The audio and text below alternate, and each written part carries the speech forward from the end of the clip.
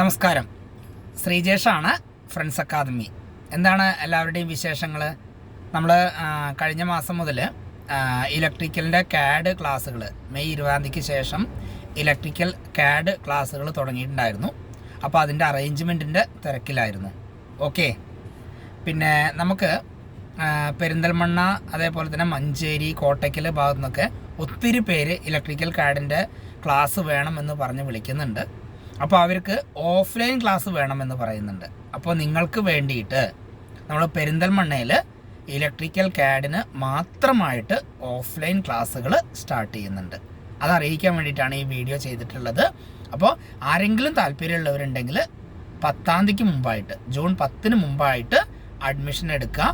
നിങ്ങളുടെ സമയത്തിനും നിങ്ങളുടെ ജോലിക്കും ബുദ്ധിമുട്ട് വരാത്ത രീതിയിലാണ് നമ്മൾ ക്ലാസ്സുകൾ അറേഞ്ച് ചെയ്യുന്നുണ്ടാവുക.